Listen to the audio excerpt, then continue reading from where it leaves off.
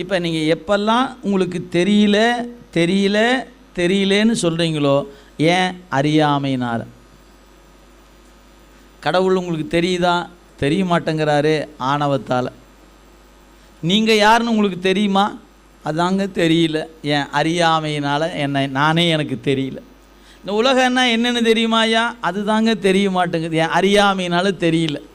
எப்போ அறியாமை வயப்படுகிறதோ அறிவு, அப்போ அறிவால் அறிவது ஒன்றுமில்லை. அறியாமல் நீங்கினா தான் அறிய முடியும். அப்போ அறிதல் என்ற ஒரு செயல் இருக்கிறது. அந்த அறிதல் செயலுக்கு நேரான மாறானது எதுன்னு கேட்டால் அறியாமை. அப்போ அறிவை கெடுப்பது எதுவோ அது அறியாமை, அறிவுக்கு நேர் மாறானது. அப்போ ஆணவ மலம் என்ன செய்யும் அப்படின்னா, உயிருடைய அறிவை மறைக்கும். இறைவன் அருள் என்ன செய்யும்? அந்த அறியாமையை